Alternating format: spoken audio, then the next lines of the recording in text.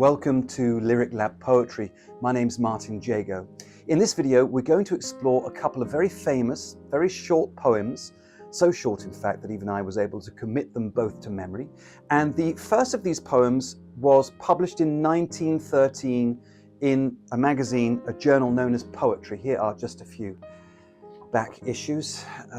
It's become a bit of a problem over the years, I have to admit, and that's why we had to build new shelves to accommodate all these books. So Poetry magazine was actually founded and launched in Chicago in 1912 by Harriet Monroe. A year after its launch, this poem appeared in the pages of Poetry, and it's by a very famous modernist poet called Ezra. It's called In a Station of the Metro. The apparition of these faces in the crowd, petals on a wet black bough. The apparition of these faces in the crowd, petals on a wet black bough. About 10 years after that poem was published, in 1923, William Carlos Williams published his poem, The Red Wheelbarrow. So much depends upon a red wheelbarrow glazed with rainwater beside the white chickens. So, two Imagist poems. Let me just grab my laptop, and with a click of a button, you'll be able to see exactly what I'm looking at on the screen here. So let's take a look. Right, well, so here's the first poem. It's always handy to see it on the page.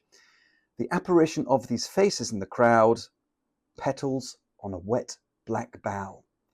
And the second poem, The Red Wheelbarrow by William Carlos Williams. So much depends upon a red wheelbarrow glazed with rainwater beside the white chickens. There is a sense of mystery there, I think, with that first line, so much depends upon.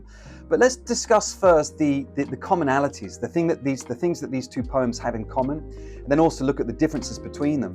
The first thing is brevity. They're very short poems, and central to both poems, there's no narrative scaffolding. There's no pronoun. There's no I was down in the metro station the other day and I saw these faces and they reminded me of petals on a wet black bough.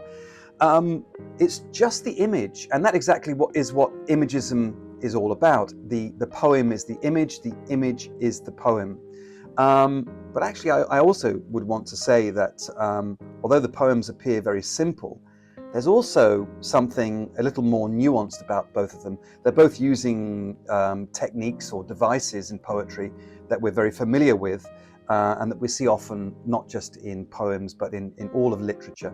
And the first one is the use of metaphor. In Pound's poem, he's using this idea of a black tree trunk with some petals. Maybe, I don't know, there's been a storm and these petals have stuck to the side of this tree.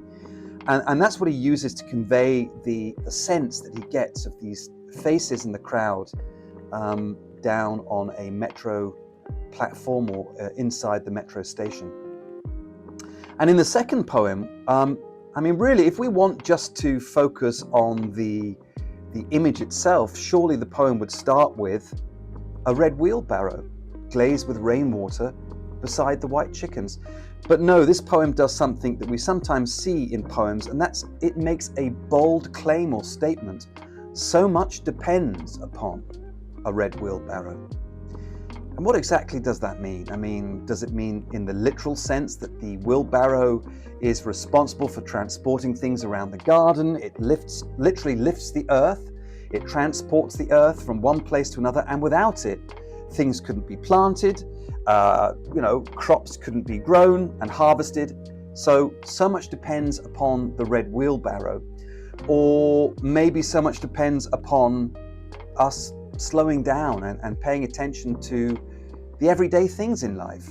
And that's exactly what this red wheelbarrow represents, maybe.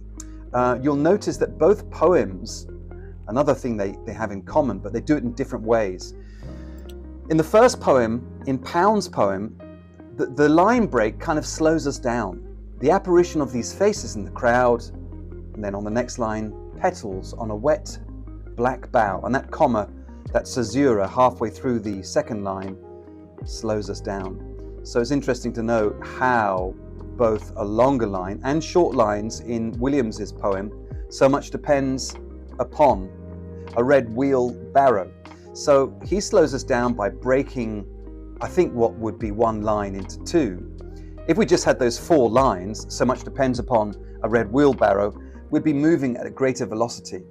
And this, for me at least, seems to add weight to that interpretation of slowing down to observe the everyday in our lives.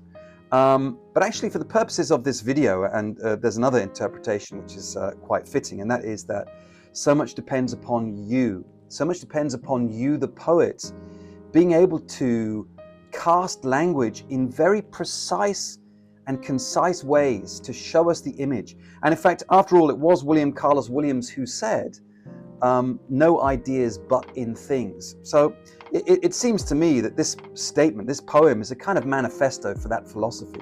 They're both brilliant poems, and as I said, there's no narrative scaffolding. The image is the poem is the image. So where does that leave us? Well, it leaves us with a poetry prompt to write maybe 5 or 6 short Imagist poems. The first poem is just 14 words long and the second one just 16 words. So why don't you limit yourself to no more than 20 words and just look around you. Pick up some household objects. I had a cup here I was drinking tea from a short while ago.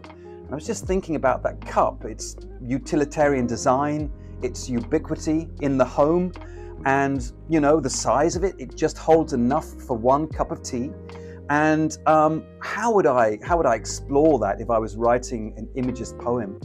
And maybe just to begin with, maybe with the first couple of attempts, just go purely for the image, and then maybe after that write a few more using some poetic devices such as the use of metaphor and bold statements. So much depends upon a lone sock that I observed this morning from my bed on the floor. And how would I describe that in an Imagist way? Black slug of wool, slack-mouthed, making its way towards the laundry bin, which is where it should have been in the first place, folks. So play around with Imagism. Imagism was part of the modernist movement, dating back to the earliest part of the modernist movement, around about 1912, 1913, and onwards. Imagism, it's trying to kind of force us into expressing in as clean and precise a way. So try to describe in as vivid a way as you can the details of the image that you see lying around you, or you could just simply look from the window. Apparently, it is so it's believed or reported. In the writing of In a Station of the Metro, Ezra Pound got this poem down from about 30 lines. 30 lines. I don't know what on earth he was writing about before he got to these 2 lines, but that is an exercise also in editing and revision. So 5 to 6 poems in the Imagist mold, if you will, and enjoy the exercise. And let me know how you get on in the comments below. Thank you very much for watching. And as always, if you enjoyed the video, please do click on the like button and the subscribe button. And if you really enjoyed the video, you can support the channel in other ways. You'll find links in the description below to the Buy Me a Coffee link, besides other links. And I'll be back soon, of course, with more poetry content. And thank you very much for watching.